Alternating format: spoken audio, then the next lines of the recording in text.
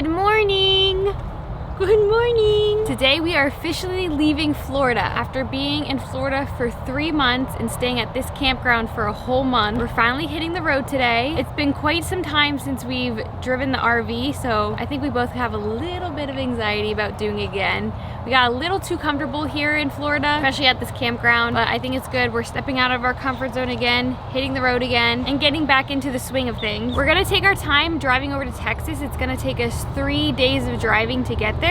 We've learned throughout this past year that we don't like driving over 5 hours in a day. Today we're gonna probably drive around 5 hours, and we don't have any campgrounds booked or figured out where we're gonna stay tonight. Maybe we'll stay at like a rest area or a campground if we figure it out along the way, depending on when we want to stop. Just kind of winging it today, but let's get started cleaning up because we have to be out of here in like 45 minutes. Mister, everybody loves you. You're so cute. Oh my gosh, he's so cute.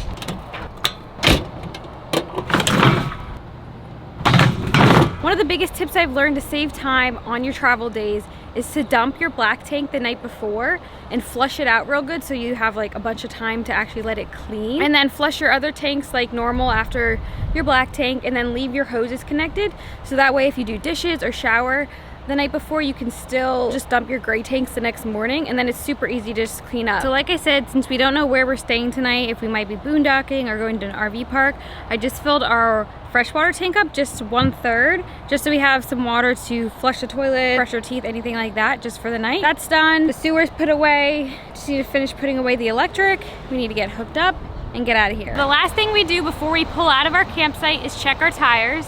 We have a tire pressure monitoring system, which gives you a little peace of mind while you're on the road. So we need to let some air out of the one side and then add some air to the other side tires. So we're gonna do that real quick. This is the replacement tire pressure monitor. Not saying any names, but someone just left it on the truck and we drove away and I guess it fell off the truck. It happens.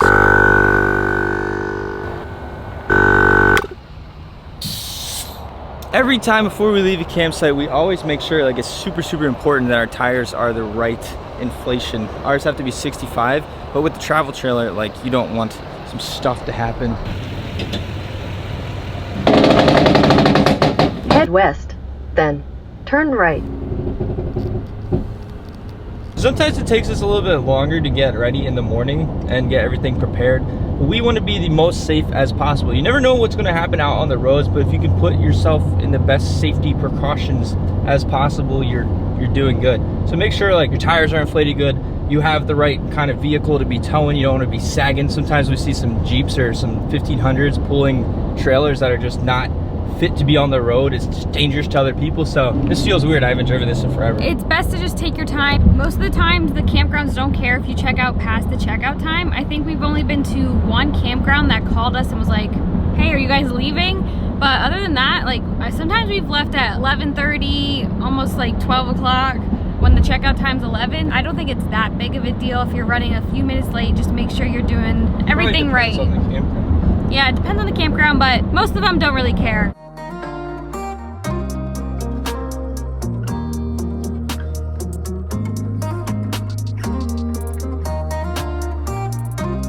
We have reached optimal sleep speed. Once we're on the highway and going like 55 plus, that's his sign that he just needs to go to sleep, and he just lays down. But once we start slowing down and put our blinkers on, he's like, are we here? But he's such a good boy in the car. He just sleeps, and when he hears snacks, he's begging. I'm stuffing the now hissing wand into his bag.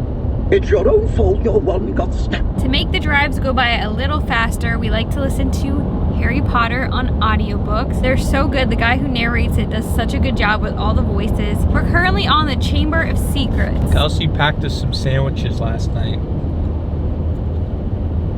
Thanks, Kelsie. We just got to a rest area and we're about to pull out, and they have this little windshield wiper hose that sprays your windshield so you can clean it off. Hey, that's much better actually. Thank you.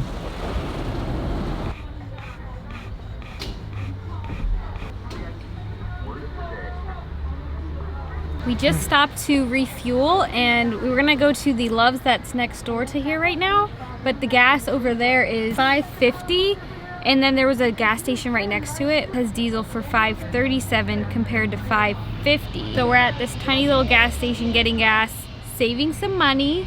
Not really. a little bit, but it's crazy how expensive it is. And this place maxes you out at $75, so we had to like put in another credit card in to fill her up because we don't want to keep stopping. We just decided to book a campground for the night. We're both very tired today and don't want to push it. I think we'll end up driving between 5 and 6 hours total today. So that's already plenty of driving for us. So we just booked a campground off the I-10 interstate, and we're just gonna spend the night and hit the road again tomorrow. A great wash of water to the door bearing its out of...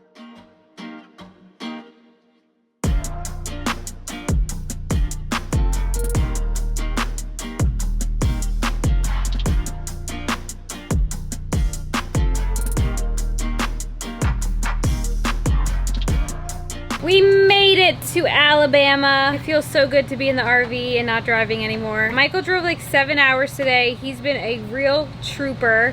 Camper's eating his dinner right now. Michael's heating us up some dinner. And I think we're just gonna chill and call it an early night.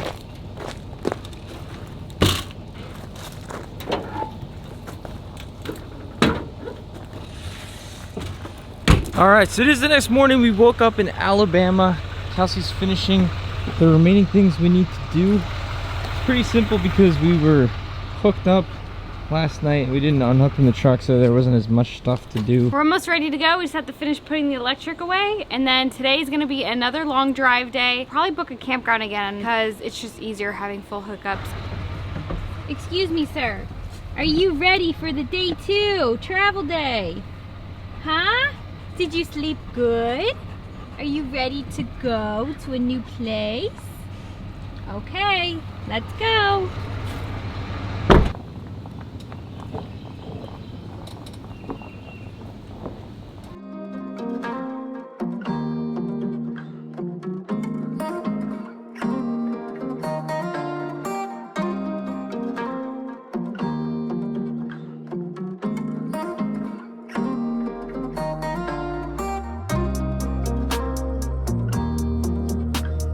Day 3 and our final day of driving. We are somewhere, I think it's Louisiana. It's weird when you're doing this stuff, you sometimes don't even know where the heck you are. We're about to set sail. We have to spend more money on more gas. That's kind of been a theme these past couple. It's expensive right now, but we're gonna get on the road and finally hopefully get to our destination today, the big old T. Texas. After driving through 5 states, we've learned a couple things along the way. Number 1, I-20 going through Louisiana has the worst roads. It was so bumpy. Campground we stayed at last night, the owner said that most of the people who arrive in RVs have a flat tire because the roads are so bad there. And they were so bumpy, so many potholes, it was crazy. The second thing we learned is that Michael has some road rage. He's got some beef with the truckers. We didn't just learn that, we knew it.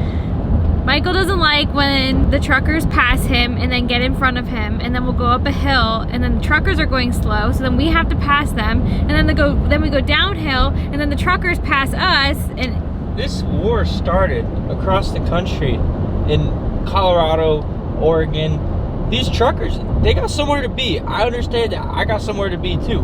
But they pass you like flying on the downhills, and then going up the uphills, you fly by them. It's like a freaking never ending. Like if we both just stayed put, I don't know. Michael's got some beef with Peterbilt. Just passed into Texas. We stopped at the rest area, got a cool picture. We got less than a 3-hour drive to our next campground where we'll be staying for a whole week. Driving every day, long hours, is exhausting, even for the passenger. But Michael's been doing really good driving. We got precious cargo back here who we have to get from point A to point B safely.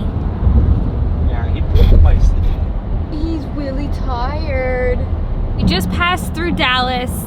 It was a little stressful, but not as stressful as it was when we passed through Houston last year. We had a terrible experience. It was not good. So now anytime we drive through a city, it's a little, we're on the edge of our seat. We're making sure we're making the right turns, going the right way. Under control. I'm the one with the anxiety, but. Yeah, we're in Texas.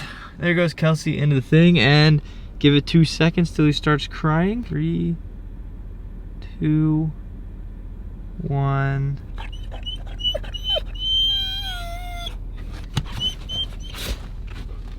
It's okay, buddy. She's coming right back. She always does. And here we are, deep inside of Texas. So this is our RV site. This is the first ever site that like was really weird about the grass.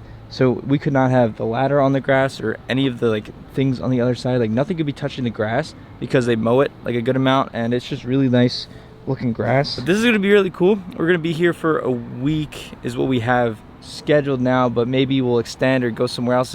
We don't freaking know what we're doing. But this whole video, lots of traveling, but it's all worth it now that we're here. Like it feels so good, so rewarding when you finally get to where you're going after all those days too. All right, we're probably just gonna end this video. Kelsie just worked out. She's way over there. Camper's sleeping.